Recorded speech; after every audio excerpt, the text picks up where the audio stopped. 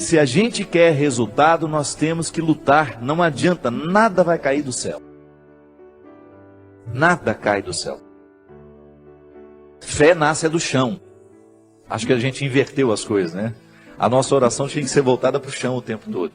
Que é aqui que Deus floresce. Deus é igual semente, floresce no chão. Essa metáfora de que Deus está no céu, isso é bonito. Mas é aqui, ó, é pisando nesse chão que a vida acontece.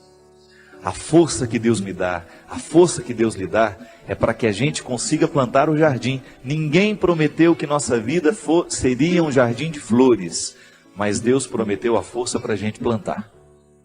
Eu estou aqui, graças a Deus, cheio de saúde, tenho o meu esforço nessa história, tem, mas é dom de Deus em mim. Eu faço a minha força. Quer passar no vestibular? Estuda. Não tem essa história, ô padre, reza para mim. Não vou rezar não. Se você não estudar, minha oração não serve para nada neste momento. Se você não estudar, você não adianta ficar sentado, ajoelhado diante do Santíssimo, com o livro na cabeça. Ô Senhor, me ajuda a passar no vestibular. Faça primeiro a sua tarefa, depois você tem o direito de esperar pelo dom. É aquilo que a gente fala, sempre. Nós só temos o direito de esperar pelo impossível depois que fizermos tudo o que nos foi possível. Agora tem um outro detalhe. Ela está dizendo aqui, padre, tudo é muito difícil. Pode ser que você esteja prestando atenção demais no que é difícil. Aí tudo fica mais difícil ainda. Gente, a vida sempre será determinada a partir do que a gente presta atenção. Se você tem diante de você um problema, você tem duas possibilidades. Ou você enxerga o problema, ou você já enxerga a solução. Tem gente que só enxerga o problema. Aí dificilmente encontra a solução, porque fixa os olhos no problema e aí não tem olhos para encontrar a solução. E aí depende de como nós interpretamos a vida. Tem gente que adora a dificuldade, tem gente que adora problema.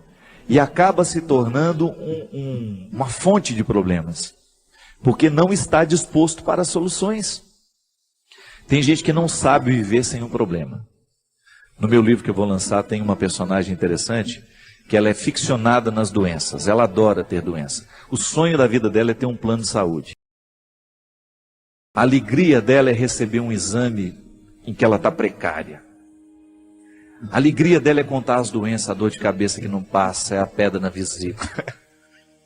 Tem gente que gosta disso, tem gente que presta atenção só no que é ruim. Mas não pode ser assim, minha gente. Esse espírito pessimista só nos faz ver o lado negativo das coisas. Pelo amor de Deus. Você tem que ser um pouco mais otimista. Você precisa prestar atenção um pouco mais nas coisas que são boas. Outro dia eu recebi um e-mail muito interessante. Dizem que tinham duas crianças brincando no gelo e de repente o lugar em que uma delas estava quebrou e ela caiu e ficou presa ali dentro. E a outra criança, num ímpeto de salvar aquela outra que estava ali dentro, quase morrendo já congelada, retirou o seu patins e começou a quebrar aquela outra parte lateral para que desse espaço para retirar o amiguinho que estava ali dentro. E com muito esforço aquela criança conseguiu. Milagrosamente, ela buscou uma força tão grande dentro dela, que ela conseguiu, mesmo não tendo força suficiente para isso, ela conseguiu quebrar aquele gelo com o patins.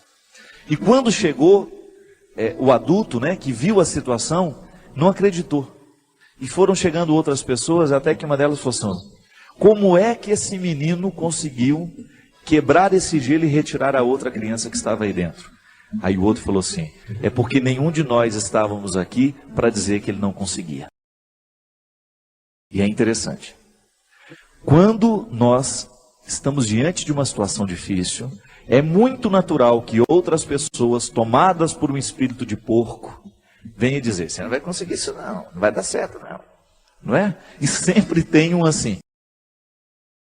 Eu não falei? Não sei não, estou achando que esse negócio vai dar certo não. Sempre tem um espírito de porco pronto para jogar uma frase destrutiva, que vai desanimar. Mas não. Se a gente não presta atenção nesses discursos, nós vamos extrair coragem dentro de nós de um jeito que a gente não sabia que tinha. Então, minha filha, às vezes, tudo está tão difícil. Não, não é bem assim. É que nós olhamos tudo de maneira difícil. Não é que tudo está difícil, é que nós olhamos tudo de maneira difícil. Não pode ser assim. Nós precisamos ser um pouco mais otimistas.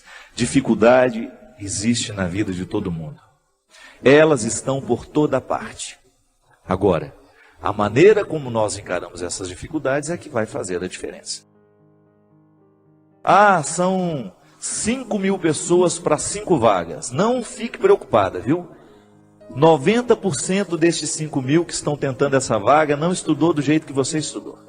Se você verdadeiramente se prepara para as coisas, você já elimina boa parte dos concorrentes, porque a maioria é mais ou menos. A maioria está vivendo mais ou menos. A maioria está fazendo mais ou menos. São poucas as pessoas que verdadeiramente estão tomando a vida com responsabilidade do jeito que ela precisa. São poucos os jovens que na fase de 16, 17 anos estão levando o colégio a sério.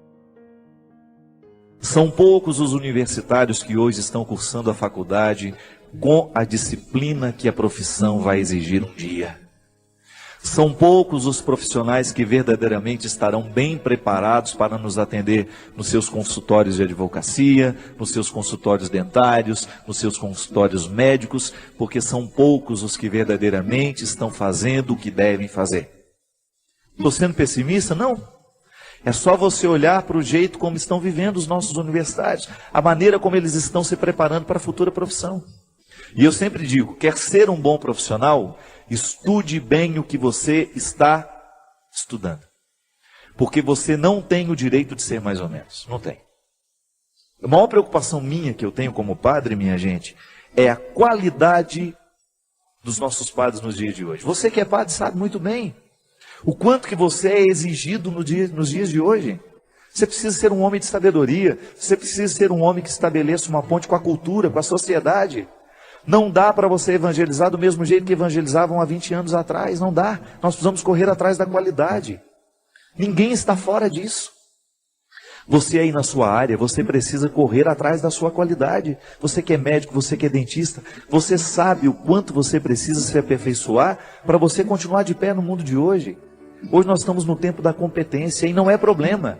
Isso tem que nos motivar para a gente querer, reconhecendo, ainda que seja o mínimo dentro de nós. Nós merecemos cuidar desse mínimo, chegar a aperfeiçoar cada vez mais esse processo, aumentar cada vez mais as nossas possibilidades. E aí na hora que a gente esbarra na nossa fragilidade, a gente tem que aprender com ela. Ela não tem que nos desanimar. Mas muito mais que a qualidade profissional, antes dela, é a nossa qualidade humana. Muito mais que um bom médico, você precisa antes ser um bom pai, ser um bom filho, ser um bom irmão. É isso que faz verdadeiramente a felicidade vir acomodar-se dentro de você. Não adianta você se realizar na sua profissão se você não se realiza como pessoa. E é disso que hoje nós estamos falando. É desse aperfeiçoamento humano. E na faculdade da vida a gente aprende o tempo todo. Não tem nenhum professor a nos ensinar a ser pai, a nos ensinar a ser irmão, não. É olhando nos olhos de quem a gente ama que a gente vai descobrir a medida certa, o aprendizado de cada dia, para que a gente possa ser um ser humano melhor no mundo de hoje. Chega de gente ruim, chega de gente incompetente como pessoa, chega de assassinos, chega de ladrões, chega de mentirosos. Vamos dar qualidade a esse mundo, a começar por você. Não importa de como você tenha vivido até o dia de hoje. A palavra de Deus para nós é sempre otimista. Deus continua vendo valores em você. Deus continua acreditando que o seu coração pode ser melhor. Deus continua acreditando que aí, nesse coração muitas vezes marcado pelos fracassos, existe uma vitória a que você pode chegar. Basta você não desistir. Se tem alguma coisa me preocupando, a primeira coisa, o que eu posso fazer para diminuir essa preocupação? Existe alguma coisa de concreto que eu possa fazer? Então, tá. Você tem uma dor, uma traição. Você já foi lá no traidor devolver o lixo dele? Será que você tem alguma coisa engasgada, qualquer coisa que você precisa resolver dentro do seu coração, jogar fora, através de palavras, um choro, sei lá? Alguma atitude sua que possa diminuir essa sensação de desconforto? A gente precisa fazer. É a mesma coisa a preocupação.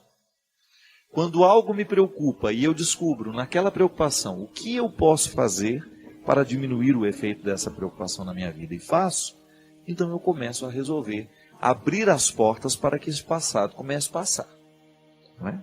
Porque senão nós vamos represar a experiência que não valeu a pena, nós vamos segurar dentro de nós o evento, o acontecimento que nos machucou, que nos lesou, e aí a gente vai viver um processo contínuo de lesões e de machucados, porque a lembrança, o rancor, o ressentimento, eles só provocam novas feridas dentro de nós. Eu nunca vi alguém ficar curado guardando ressentimento. O que é o ressentimento? Ressentir.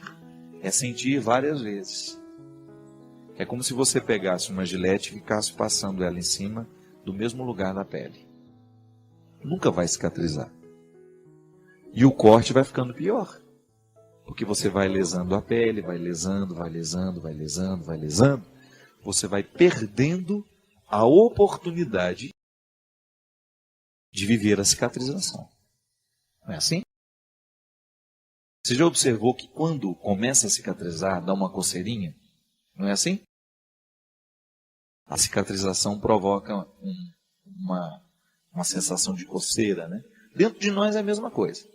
Pode observar, existem muitas situações afetivas que às vezes nós estamos começando a nos recuperar dela.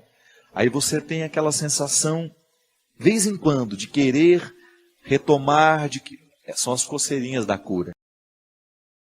Segura isso daí. Consiga manter sob controle os seus ódios. Consiga manter sob controle os seus ressentimentos. Consiga manter sob controle as suas carências. E aí você começa a viver o processo da libertação das consequências negativas que aquele fato lhe provocou. É a vida. Todo mundo é machucado. Eu não tenho como criar uma redoma para mim, você não tem como criar uma para você. Então, de vez em quando, as pessoas vão nos ferir com as palavras, as pessoas vão nos ferir com as atitudes. Agora, você não pode permitir que a palavra que fere e a atitude que fere venha provocar ferimentos no seu ser e venham demorar demais, ficar dentro de você, se estender mais que o tempo que ela deveria ficar. Atingir o seu ser, foi no profundo da sua vida, foi no profundo do seu coração, já começa a dar um jeito de cicatrizar isso. Porque a partir do momento que você tem uma ferida no ser, você corre o risco de infeccionar tudo. Nos afetos, isso funciona desse jeito, né? De vez em quando alguma coisa vem, machuca o nosso coração, a gente perde a disposição para tudo. Perde disposição para estudos, perde a disposição para o trabalho. Por quê? Aquilo tem um impacto, ele afeta a gente. Agora, o tempo que vai durar aquilo que lhe afeta precisa ser administrado por você. Afinal, é o seu ser que está em jogo, né? E de repente você começa a fazer tudo errado porque o ser está machucado. Então há sempre uma feridinha aí no ser que precisa ser cuidado. Minha gente, esse é um exercício de todo dia, tá vendo? Viver a experiência de ser com Jesus é a gente viver o tempo todo, administrar dentro de nós essas curas que nós precisamos viver para que a gente fique parecido com Jesus. Eu quero ser parecido com Ele. Mas para ser parecido com Ele, eu preciso curar no meu ser muitas coisas que estão erradas. Eu preciso, de vez em quando, visitar os meus passados, né? O meu passado, para compreender o presente. Por que às vezes eu sou arrogante? Será que em algum momento da minha vida eu fui humilhado demais? E porque fui humilhado demais, tenho dificuldade de administrar os momentos em que alguém me contesta? Ninguém é por acaso. A cura do ser acontece quando a gente reza, quando eu peço a Deus que venha curar o meu coração, que venha curar a minha mente. Essas são expressões que nós usamos o tempo todo. Mas Deus muitas vezes cura o nosso coração, cura a nossa mente, através da nossa reflexão. quando você começa a colocar em ordem os seus sentimentos desordenados, quando você começa a retomar a harmonia que às vezes a vida e os acontecimentos retiram. E é isso que eu desejo para você. Que no hoje da sua vida, da sua história, você esteja empenhado em curar as feridas do seu ser. Se te machucaram, se te magoaram, se te feriram, não leve isso com você. Só leve como ensinamento para você não fazer com o outro. Mas não permita que isso vire amargura. A tristeza, para ser criativa, ela tem que exercer dentro de nós o movimento da superação. Então, porque eu estou triste, porque eu estou magoado, chateado, eu observo aquele momento, eu vivo aquele momento como um propósito de superar. Porque se eu não superar, eu corro risco de transformar nisso em amargura. E amargura não faz bem ao coração. Coração amargurado não consegue perceber a vida. Coração amargurado fica focado nas mesmas coisas. Quando a gente foca nas mesmas coisas, quando a gente não amplia o nosso olhar, a gente corre o risco de infelicitar a nossa experiência de vida.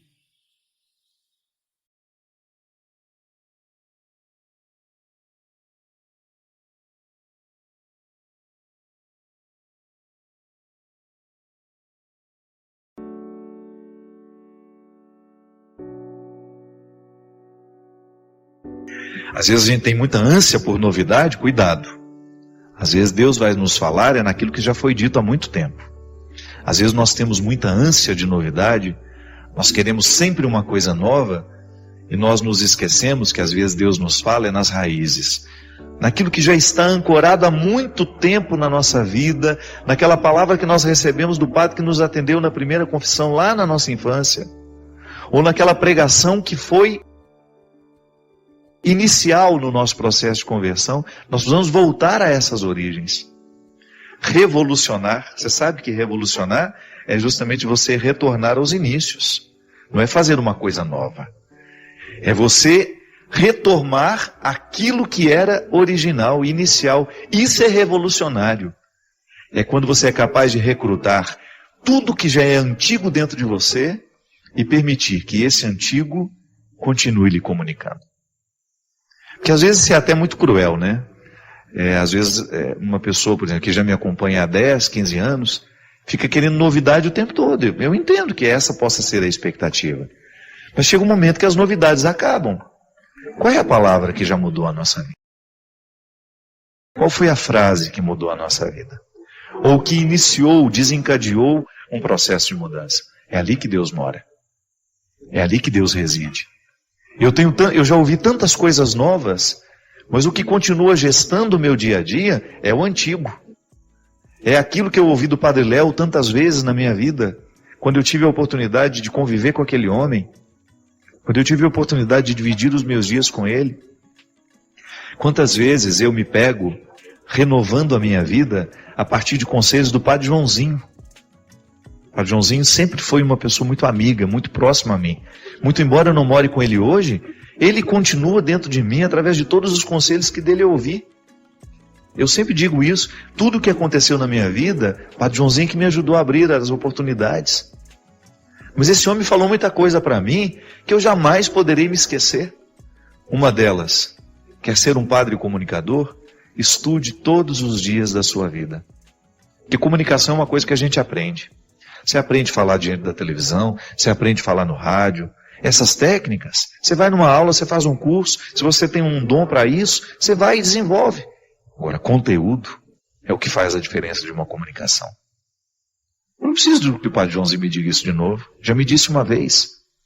E aquilo se torna para mim um referencial de novidade. Quando às vezes eu fico lá na preguiça do meu dia, com preguiça de abrir um livro, de retomar um pouco da teologia que eu estudei, sempre me recordo. Eu tenho um compromisso com o meu povo. O povo merece um padre qualificado. Da mesma maneira como os padres que agora me assistem. Eu tenho graças a Deus, uma oportunidade de comunicar a muitos sacerdotes, a muitos pastores também que nos acompanham. A nossa missão é assim. Se a gente não investe no nosso conhecimento, o povo fica no prejuízo. Que às vezes a oportunidade que aquela pessoa tem de crescer passa por mim, passa por você. Mas o antigo continua tendo seu valor. E eu fico muito feliz de estar aqui hoje, de uma maneira nova, mas sempre antigo. Com tudo aquilo dentro do meu coração que está devidamente enraizado no essencial. Para mim, essa é a palavra mesmo que tem gestado os meus dias. É a calma. Tanta coisa, você não faz ideia do tanto de coisa que na minha vida saiu do eixo, desde o ano passado.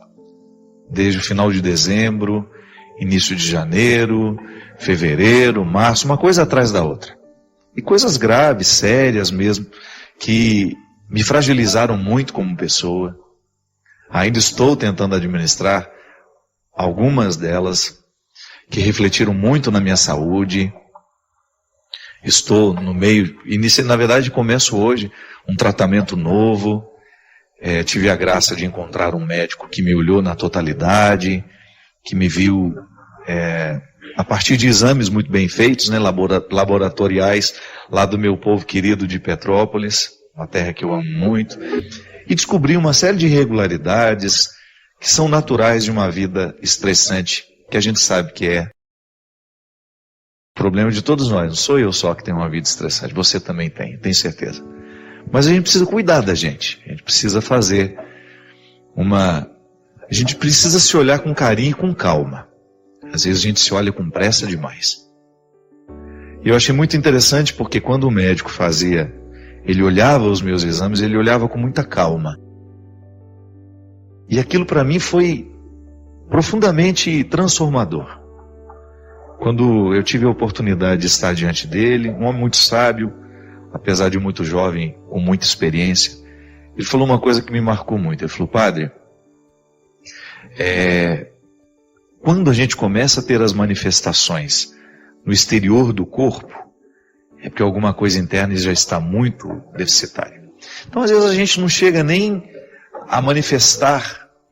Claro, às vezes a gente pode engordar, pode ficar fora de forma, pode perder o fôlego quando sobe uma escada. A vida vai nos ensinando, vai nos mostrando. A vida é muito sábia, porque ela tem autoproteção. O corpo é um mecanismo muito interessante. Ele se autoprotege o tempo todo. Então, às vezes, a gente pega uma gripe, porque ele está gritando que precisa descansar.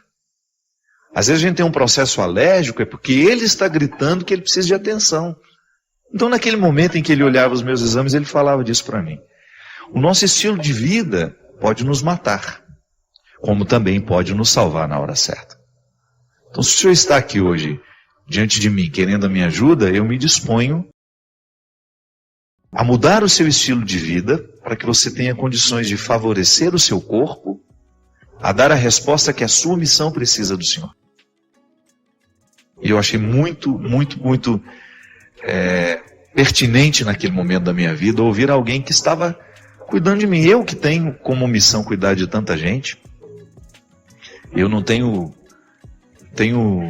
medido os meus esforços para fazer com que todos os dons que Deus me deu, eu tenha condições de colocar isso a serviço das pessoas. Eu trabalho muito. Mas a gente sabe que dentro desse contexto de muito trabalho, que também é a sua vida, eu tenho certeza disso, a gente precisa das pausas repositoras. A gente precisa se oportunizar o cuidado que nos ajuda a dar conta do fardo que a gente leva. Eu não pretendo parar de trabalhar. Eu não pretendo trabalhar menos. É minha meta de vida continuar fazendo tudo que eu faço. Mas, por outro lado, precisa ser a minha meta de vida alimentar-me com qualidade, fazer aquilo que o meu corpo, descansar na hora certa, para que o meu corpo tenha condições de me proporcionar a missão da minha alma. Que é no corpo que eu levo a minha alma. Não é assim? E esse tempo foi para mim, minha gente, uma oportunidade de equalizar tudo isso.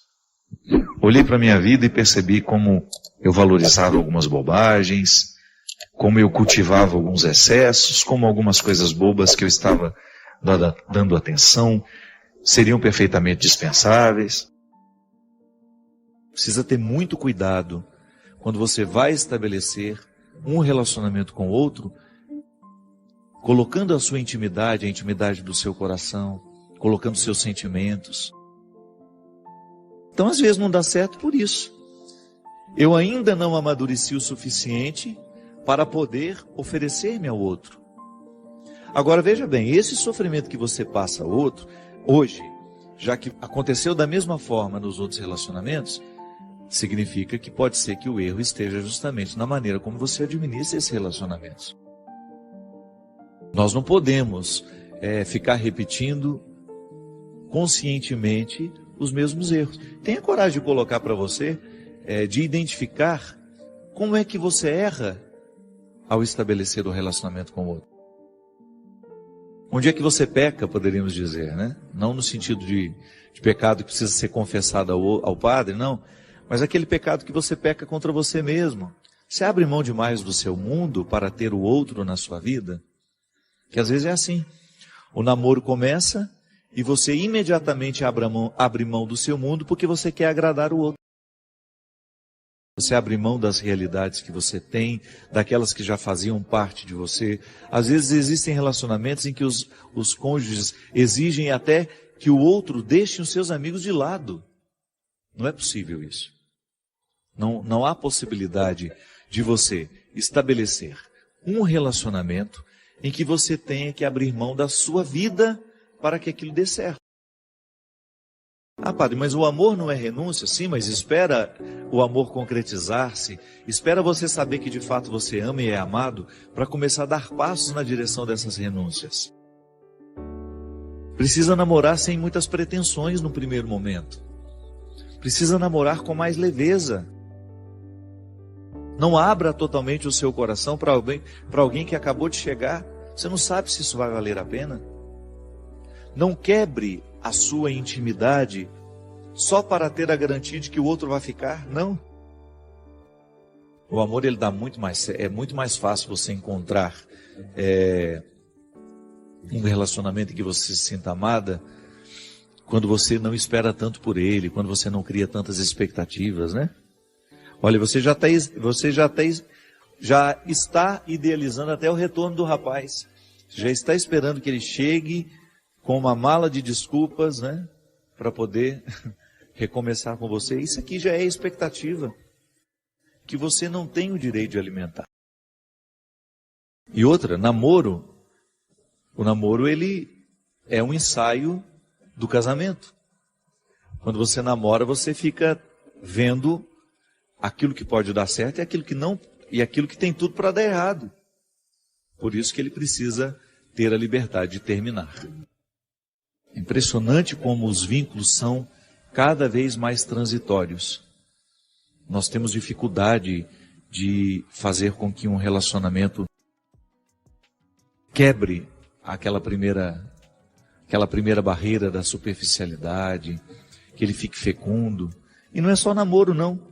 Até um relacionamento de amizade passa por esse risco. Como é difícil a gente alimentar uma amizade profunda. Por quê? Primeiro porque os ambientes que a gente frequenta nem sempre nos proporcionam uma conversa que nos faz ficar amigos. É sempre tudo muito conturbado, sempre todo mundo muito distraído com os celulares e cada um estabelecendo conversas paralelas. Você está conversando com uma pessoa, ela está ali digitando coisas no celular dela e prestando atenção em você ao mesmo tempo. Então nós somos muito superficiais, estamos vivendo de maneira muito superficiais.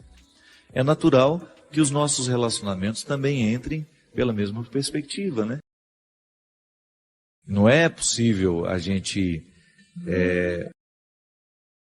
criar vínculos fecundos com tanta superficialidade. É uma mudança de vida mesmo.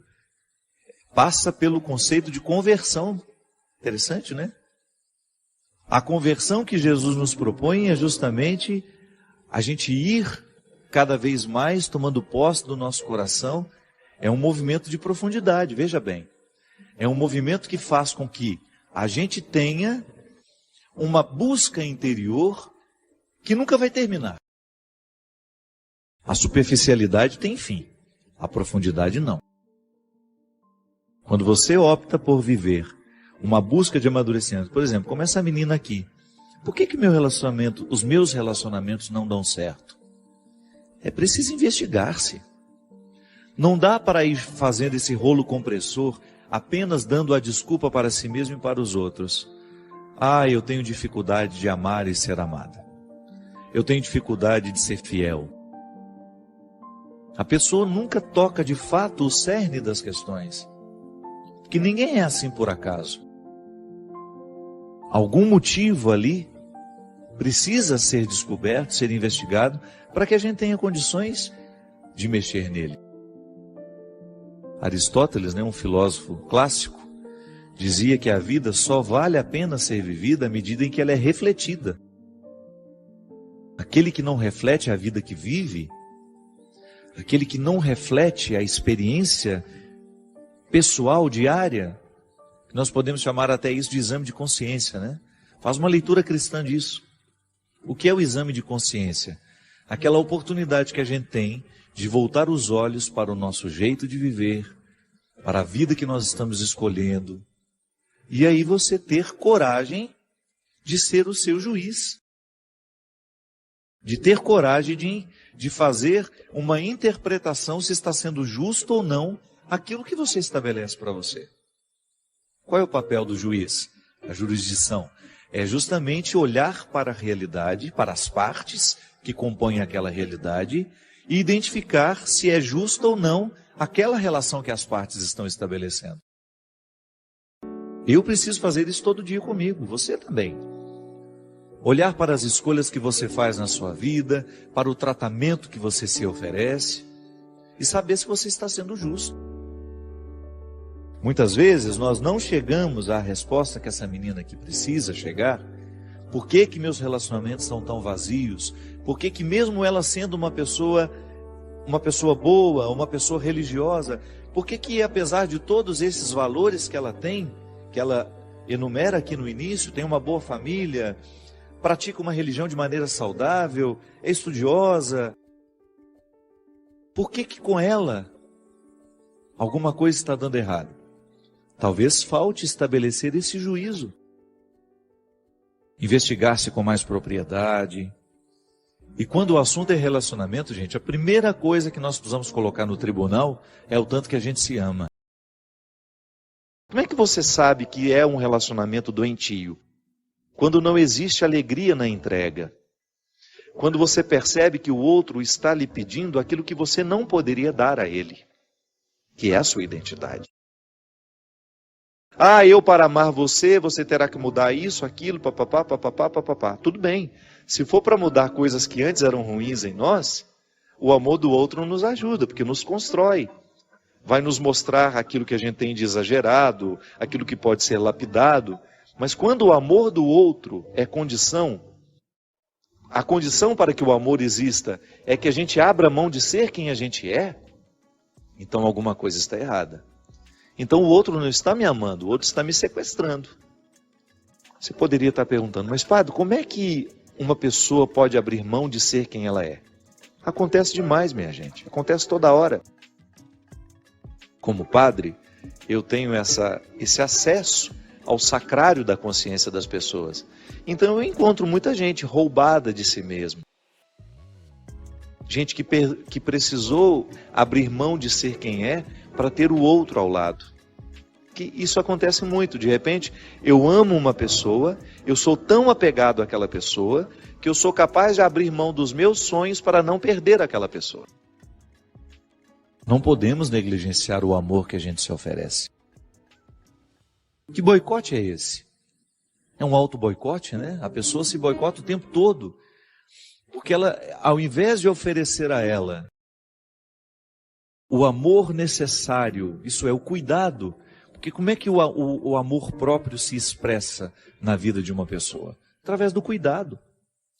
Do cuidado que eu tenho comigo, com o meu corpo, com a minha saúde, o cuidado que eu tenho com a minha alma, com o meu espírito, aquilo que eu me ofereço diariamente, o livro que eu leio, a música que eu escuto, os lugares que eu frequento, os amigos que eu deixo ter uma autoridade sobre mim. Tudo isso é expressão do amor próprio. Quem não se ama, não passa no filtro aquilo que se oferece.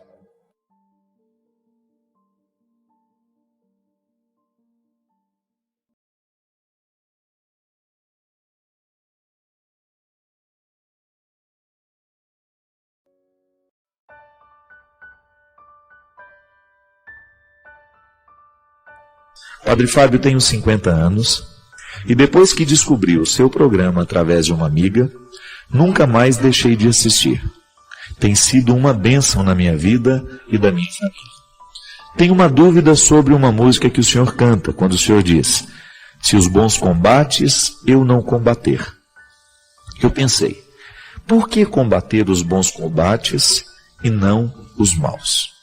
Veja bem, Maria Inês, combater os bons combates ou combater os maus pode ter o mesmo significado desde que você interprete bem a frase, né? Quando eu vou para combater os bons combates, significa que eu vou lutar para que prevaleça tudo aquilo que é bom. Eu não quero que haja a prevalência do mal. Então eu vou cortar o mal pela raiz como? Na ação do bem. Então veja aqui. É uma ação de complemento.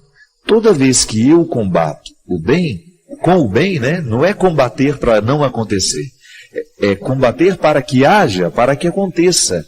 Eu vou lutar para que o bem aconteça. No avesso desta ação, que gera a bondade, que incentiva o crescimento da bondade, nós já temos naturalmente a neutralização das forças do mal. Vou lhe dar um exemplo. Eu trabalho com um grupo de 22 pessoas. O tempo todo eu viajo com 22 pessoas. Nossa equipe de trabalho é muito grande. E uma coisa que eu sempre digo para eles, aliás, a gente vive assim uma alegria tão grande de ser quem a gente é, de fazer o que a gente faz, de realizar a missão que a gente realiza, porque é uma satisfação o tempo todo no grupo. Nós temos uma prevalência de uma harmonia muito grande. O Christian sabe disso, já viajou com músico e sabe como é complicado ter essa harmonia, porque geralmente o artista e os músicos são artistas, são egos muito inflados, né? Às vezes é muito difícil de conviver. E nós temos, gente, uma alegria muito grande de... Eu posso dizer, testemunhar isso para vocês, que eu sou muito feliz com o grupo que eu tenho o tempo todo do meu lado, por uma razão muito simples. Nós temos muita harmonia. São poucos os momentos em que a gente tem o registro de um estresse, de uma situação complicada. Não. Todo mundo muito feliz, muito participativo. E eu sempre digo isso lá, olha minha gente, a nossa luta é constante. Por quê? Porque a partir do momento que nós, até ontem nos ensaios lá do DVD, eu estava no Rio de Janeiro, o Maurício, que é o nosso maestro, ele disse assim: padre, eu convivo mais aqui com o pessoal da banda que com a minha família. E é verdade, a gente passa mais tempo entre nós do que nas nossas famílias. E eu fico impressionado de ver o tanto que dá certo. Teria tudo para dar errado. A gente fica vendo, você sabe o tanto que a convivência no dia a dia, isso vai criando arestas, né? E aí eu falo, minha gente, a nossa harmonia não será quebrada se todos os dias nós renovarmos o nosso compromisso com a bondade. Se todos os dias a gente renovar o nosso compromisso, olha, nós não queremos que cresça entre nós o que é ruim. Então, se houve uma fofoca, um comentário maldoso, de alguém falando mal do outro, a gente não permite, é preciso que aquilo seja cortado na raiz. Isso é combater o bom combate.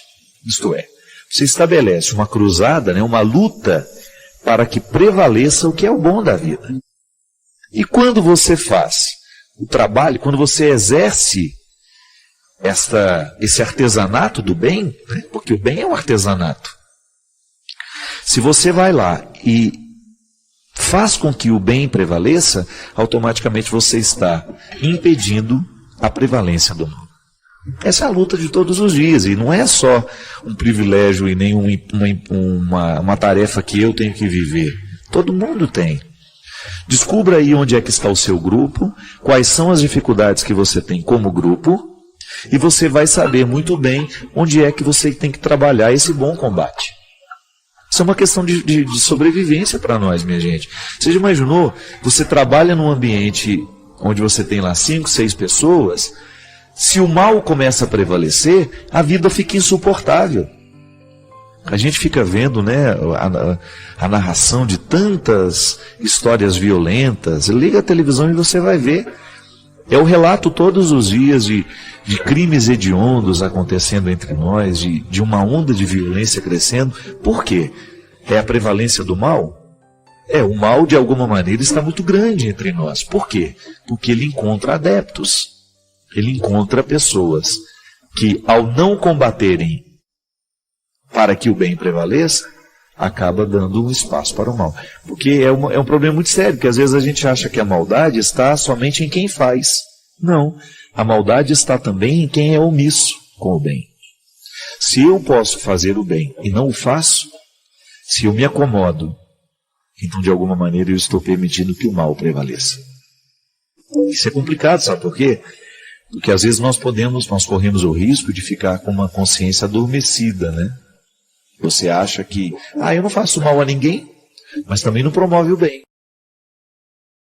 Veja bem, é uma situação extremamente perigosa.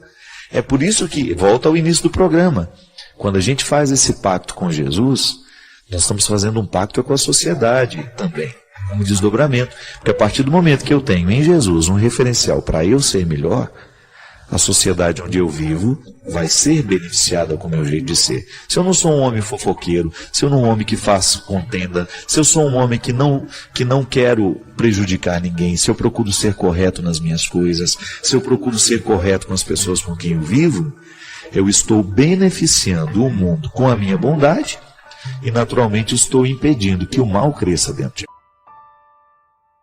Agora, digamos que você não faz o mal, mas também não faz o bem. Você é um território neutro. E o território neutro é sempre perigoso. Eu sempre pensei assim, porque eu gosto muito de ler, né? Para mim, a leitura é um meio muito eficaz para a transformação do meu jeito de ser. Eu supero os meus paradigmas, né? O meu jeito de pensar é lendo. Por que eu fico intrigado com a leitura? Porque quando eu ocupo a minha cabeça com uma boa leitura, então tudo bem, estou aqui, eu sei que esse livro é bom, e eu tenho certeza que esse livro vai interferir em mim. O que eu faço? Eu ocupo a minha mente com aquela leitura boa. Automaticamente eu estou neutralizando, eu estou impedindo que as coisas ruins no mundo aconteçam e tenham espaço para crescer dentro de mim. É isso? Combater o bom combate. Com bons hábitos. Eu vou lá então começar a ter um estilo de vida um pouco melhor. Por quê? Porque eu mereço. Primeiro, no primeiro momento eu penso que eu mereço essa boa leitura. E consequentemente, porque faço uma boa leitura e tenho a minha vida transformada, eu começo então a transformar também os que estão ao meu lado. Combate o bom combate, luta pelo bem, impede o mal e ainda transforma o espaço que a gente vive.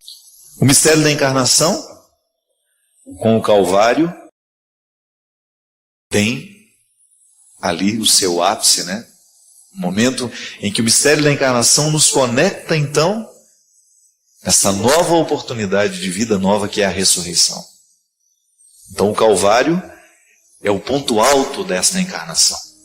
Deus assumiu a nossa condição e levou às últimas consequências, que é justamente não fugindo da morte, levou até as últimas consequências a riqueza da condição humana, que é justamente ser capaz de sofrer, de lutar, para que depois a vitória aconteça. Quem aqui não tem um Calvário para subir também? Quem aqui, de vez em quando, não se sente miserável, com uma dor que nos tira o sono, com uma preocupação, com uma luta? É a vida. E não é diferente em mim, não é diferente no Christian, não é diferente em você. Basta que a gente tenha a oportunidade de partilhar. E a gente vai descobrir que nós somos muito parecidos naquilo que a gente sente, nos medos que a gente tem, nas alegrias que a gente deseja, no quanto a gente sofre quando nós somos injuriados, quando somos caluniados, quando somos enganados, quando somos traídos e quando precisamos viver na nossa carne a tristeza da condenação. É o que Jesus sofreu.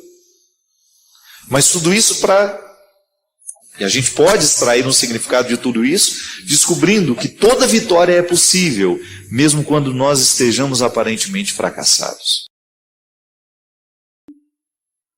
Mesmo quando nós temos aquela sensação de derrota. Não. A vitória de Deus é preparada em todo o coração, que mesmo aparentemente derrotado, não desiste de lutar. Essa é a grande diferença, minha gente. É isso que diferencia um ser humano de todos os outros.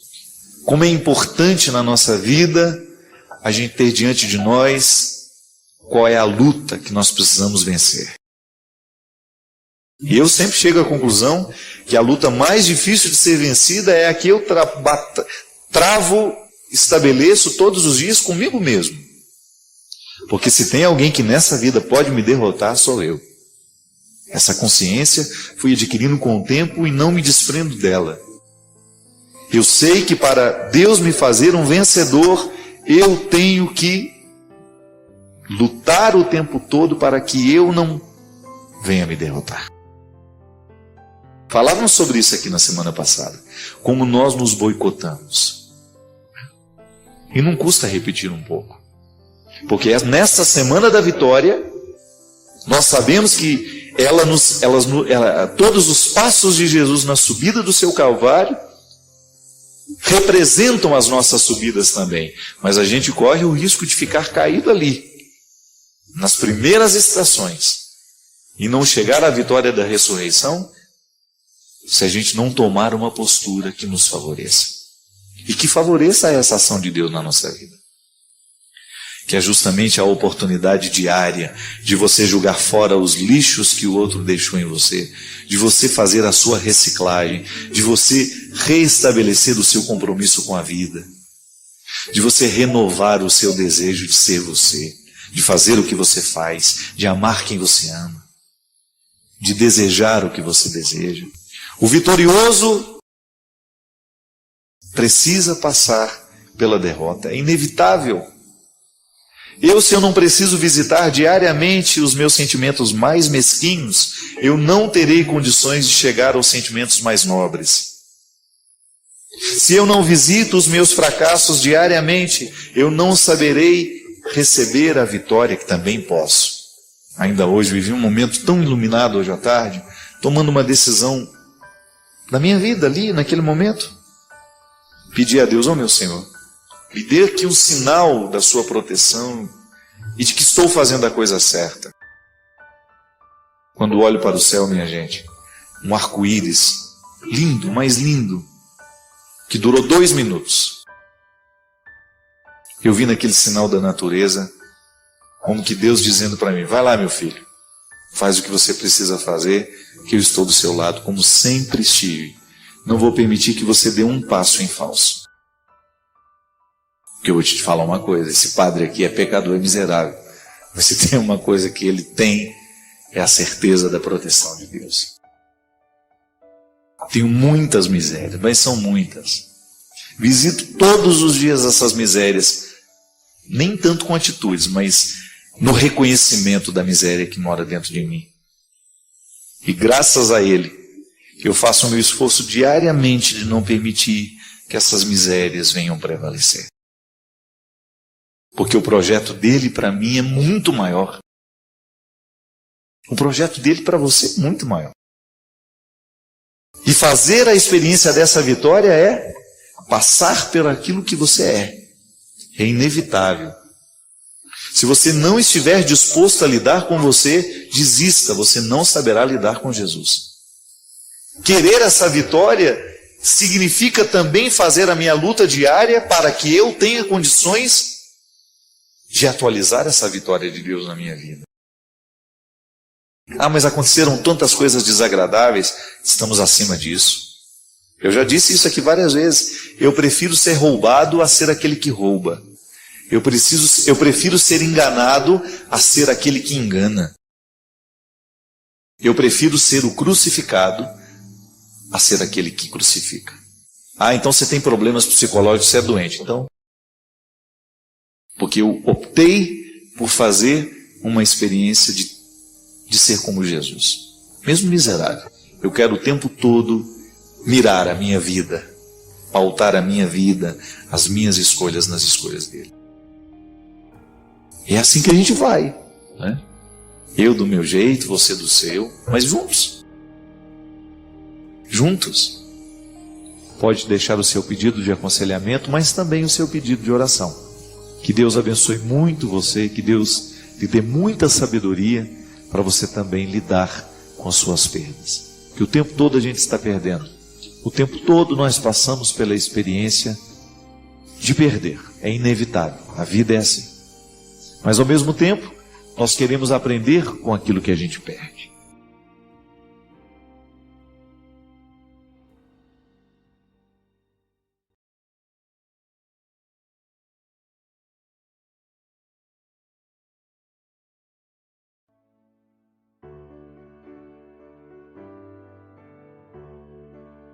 Padre Fábio, há meses estamos tentando um contato com o Senhor. Espero que hoje que o Senhor leia o nosso e-mail.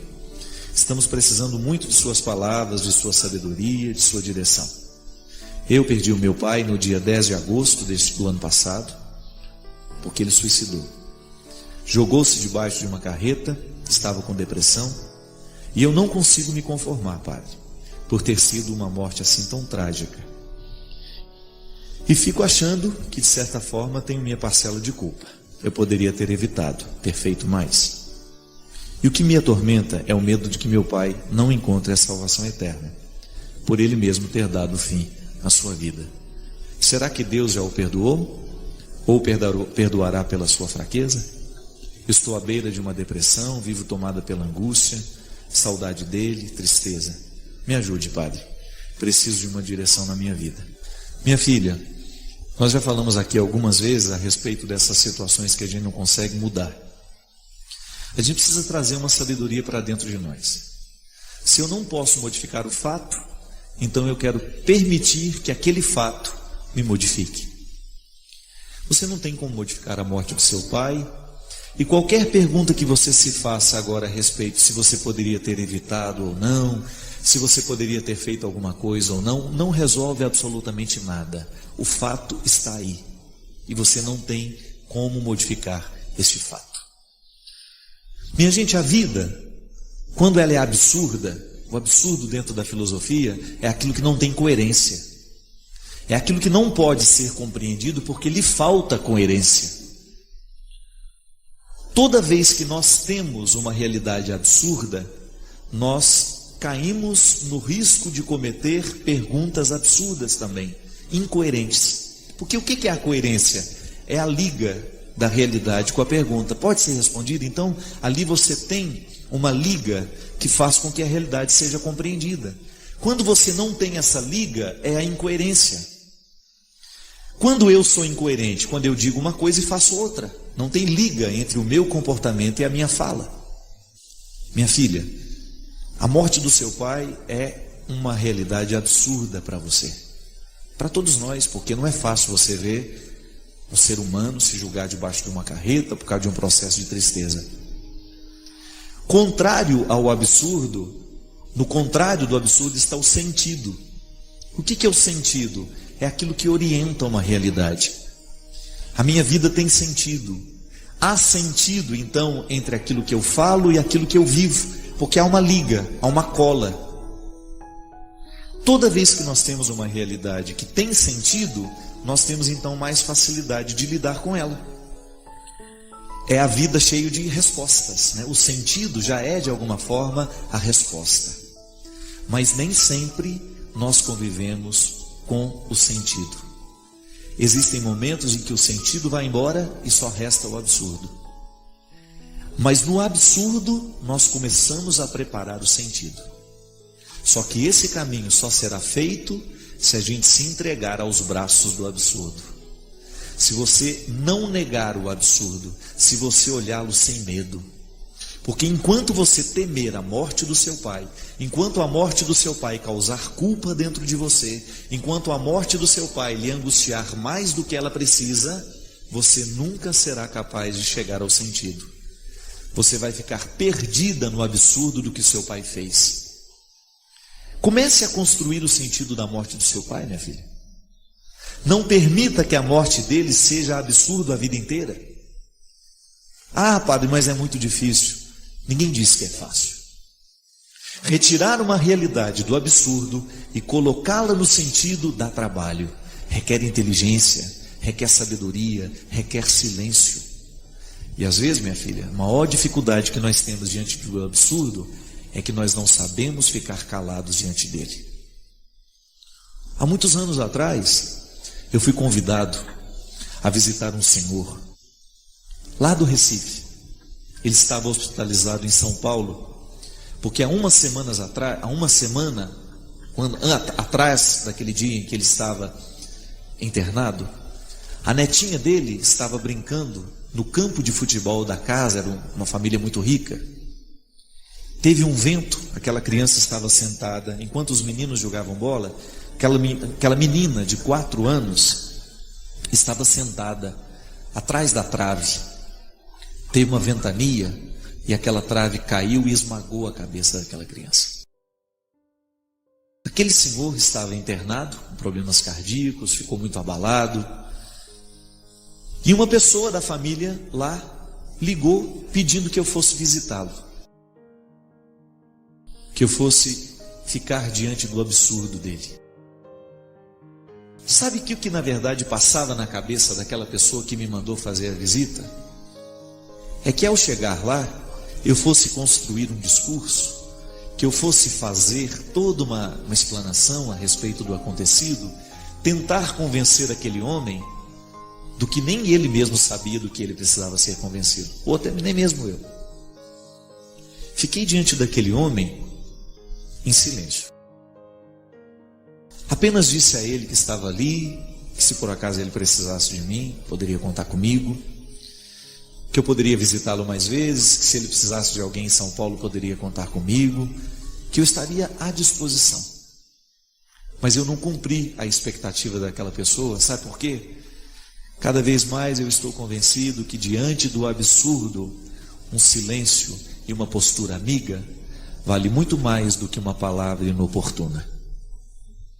Muitas vezes diante dos absurdos, nós temos aquela tentação de argumentar, de dizer, porque parece que o absurdo nos coloca como pessoas que não têm resolver o absurdo. Ele não seria absurdo, ele seria sentido.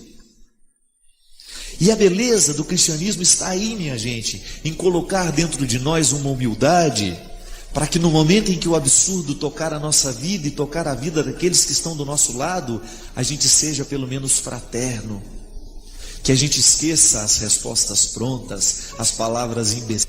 Dar testemunho da ressurreição não significa que a gente não chore.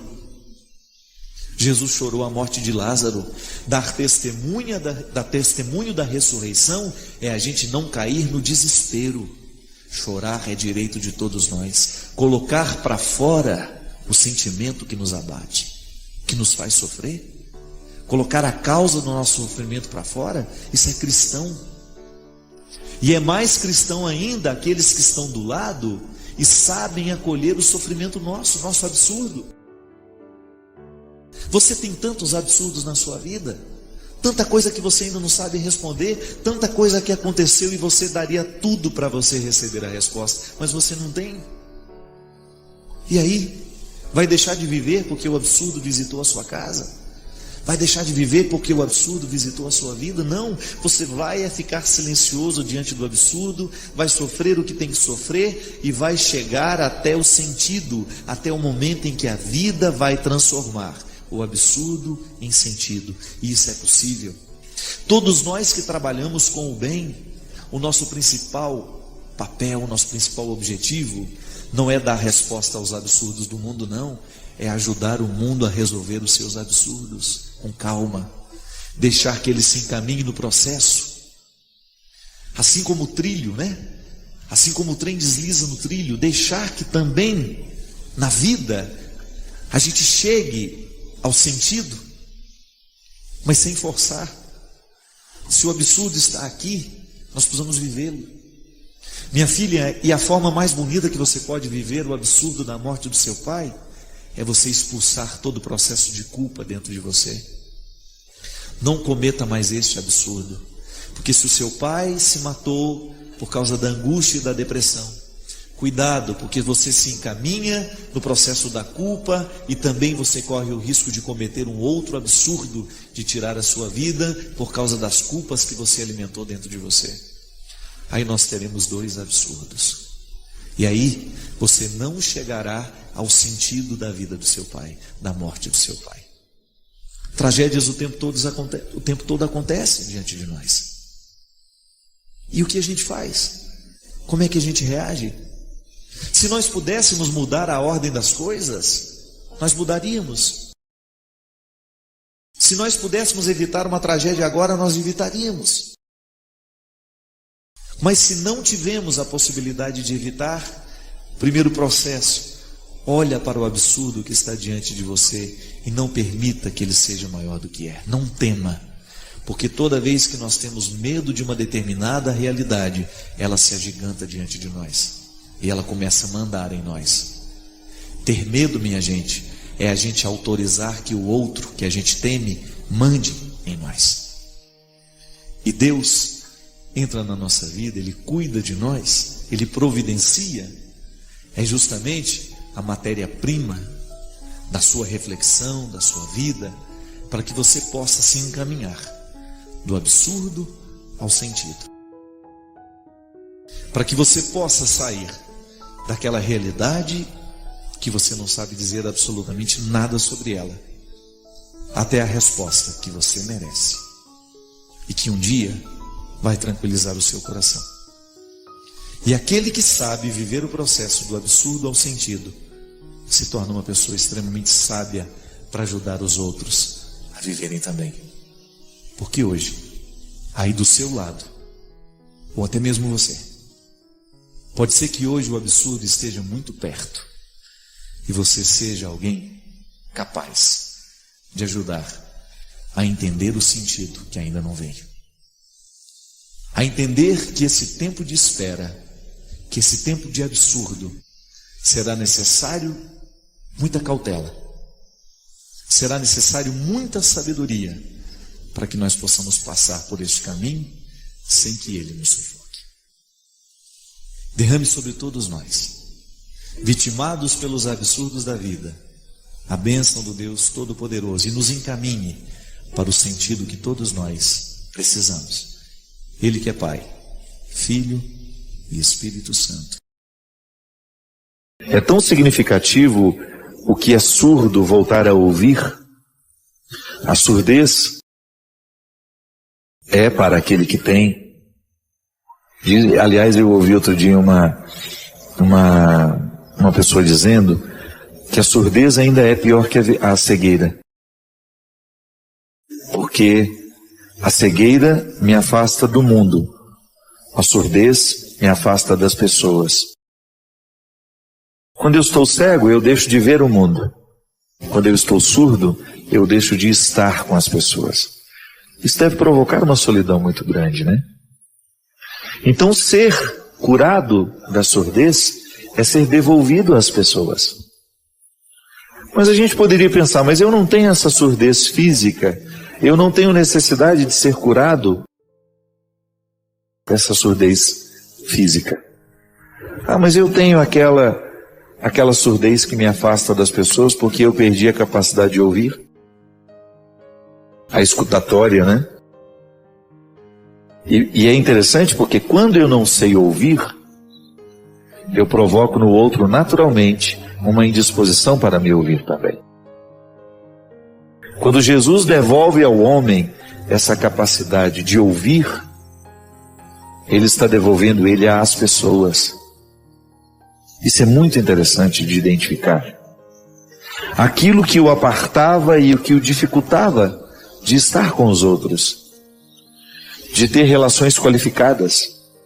Quando eu digo relações qualificadas, são relacionamentos que nos fazem bem, que nos fazem crescer. Porque a salvação nos chega pelo ouvido. Sabia disso? Pela palavra que nos transforma. Rubem Alves dizia isso, que ele via tantas propagandas de cursos de oratória para ensinar as pessoas a falarem, curso para ensinar a falar, para falar em público, para ter uma boa retórica, para saber argumentar, mas ele desconhecia um curso de escutatória, que era justamente nos ensinar a ouvir. Quando a gente perde a capacidade de ouvir o outro, quando a gente perde a disposição de ouvir o outro, nós comprometemos muito os nossos relacionamentos. Boa parte dos conflitos que a gente enfrenta em casa é porque a gente desaprendeu de ouvir. E quando eu digo ouvir, minha gente, é criar a ambiência, a disposição para que aquilo que precisa ser dito seja dito. Porque às vezes a gente até diz, mas do jeito errado. Dizemos aos gritos o que deveria ser dito com paciência, com tranquilidade, com serenidade. E por isso não resolvemos as questões. E sabe, minha gente, a palavra é que transforma a nossa vida. Deus criou o mundo por meio da palavra e Ele continua transformando o mundo por meio da palavra. E nós que acreditamos em Jesus, somos recriados e transformados a partir da sua palavra. Ele fez isso na vida de muitos. E Deus nos salva através das palavras das pessoas bem intencionadas que nos amam. Mas se a gente não escuta essas pessoas, como é que eu vou usufruir do benefício salvífico que me chega pela palavra do outro? Eu sempre penso isso. Quando eu dou um testemunho daquilo que Deus fez na minha vida, eu ofereço um caminho para que o outro também caminhe e faça uma experiência semelhante. Nunca é a mesma. A experiência nunca é a mesma. Porque o Deus que acontece em mim, o que Deus faz em mim, Ele vai fazer a partir do que eu sou.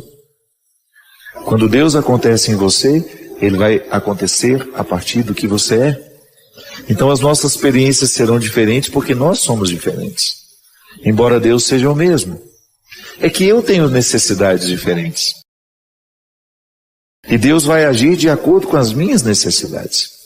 Por que eu sinto o desejo de ser melhor quando tomo um contato com a palavra de Deus? Porque aqui eu já tenho a força do Espírito agindo em mim. Sobretudo no Evangelho, quando nós proclamamos na missa, é a presença real de Jesus. É a presença real. Ainda outro dia, durante um retiro que eu pregava, eu refletia sobre a seriedade disso. Deus nos chegando por meio da presença real de seu Filho, através da palavra. É interessante porque nós estamos numa época, num tempo, onde nós estamos muito indispostos a ouvir. Queremos falar.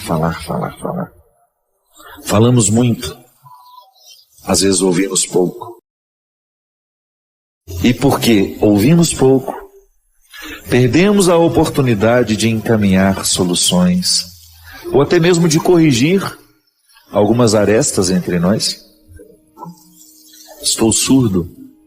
Não estou sendo capaz de perceber a voz que me orienta. Não estou sendo capaz de decodificar a voz de Deus que fala pela voz humana. Deus nos chega pela palavra daquele que nos ama. Deus nos chega através daquele conselho que nos convida. E como é que você sabe que é uma palavra de alguém salvar? Quando você percebe que existe uma coerência naquilo que o outro está dizendo. Porque às vezes o que nos irrita não é que o outro nos falou a verdade. É que nós não queremos assumir que o outro nos falou a verdade. E às vezes, há pessoas que estão há um longo tempo tentando nos dizer, tentando nos falar, e nós não criamos a disposição interior, ou até mesmo exterior.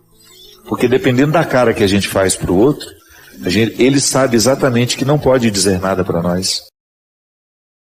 E aí nós vamos ficando surdos. embora tenhamos a capacidade de ouvir.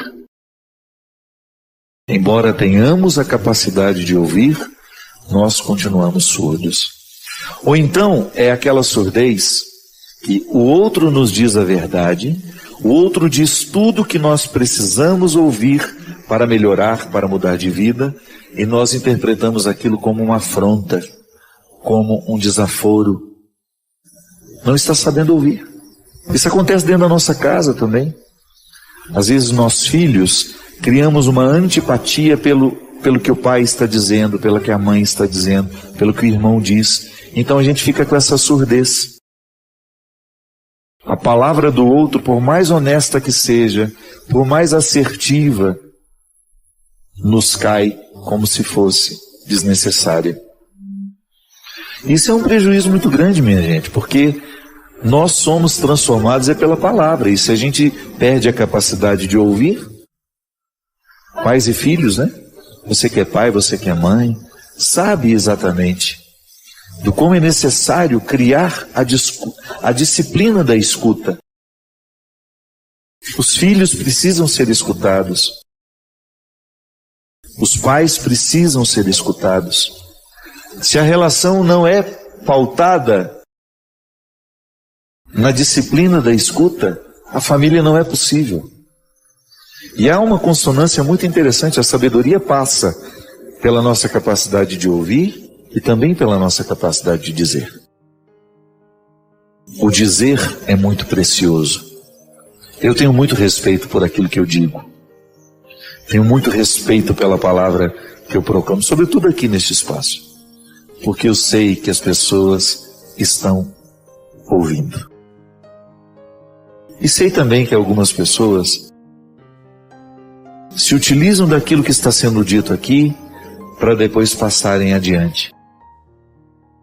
É uma responsabilidade.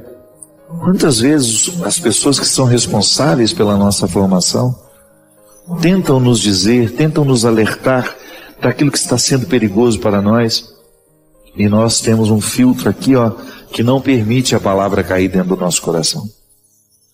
Você já tem uma antipatia daquela pessoa, você já criou uma antipatia por tudo que ela diz, então você não escuta o que ela diz. Então a gente escuta, fica irritado com o que o outro nos diz, não é porque ele não tinha razão, não. É porque ele estava coberto de razão, nós sabemos disso, mas não queremos assumir que ele tinha razão no que disse. Então, a nossa surdez também se manifesta aí. Eu ouvi perfeitamente, o outro teve condições de me dizer o que precisava dizer, e eu não considerei a verdade do que ele me dizia. Eu não percebi que aquelas palavras poderiam me ajudar a superar o que eu preciso superar. Ouvi com indisposição, ouvi com preguiça, ouvi achando que o outro está dizendo só para me encher o saco, só para me perturbar. Surdez. Quando eu estou surdo por causa do meu estilo de vida, nem mesmo aquilo que eu leio me toca. Estou tão agitado, estou com uma vida tão corrida, que não tenho a feliz oportunidade de ser tocado pelas palavras. Então, eu sei que muitos de nós muitos precisam viver a cura, a dinâmica da cura, da surdez e da fala. Deus precisa curar-nos, arrancar-nos todos os impedimentos que foram colocados pela vida, pelo nosso temperamento, pelo nosso jeito de ser, que nos dificulta ouvir o que precisamos ouvir, e depois destravar a nossa língua para que a gente diga o que verdadeiramente precisamos dizer. Foi o que Jesus curou nesse homem. Curou nele primeiro a surdez, depois despertou a língua para que voltasse a dizer. Isso também é significativo. Ao ser curado da minha surdez, eu reassumo a possibilidade de dizer o que de fato precisa ser dito. Escutar a vida, escutar os fatos, para que eu tenha condições de tomar uma decisão mais acertada. Porque errar, a gente erra também nas decisões.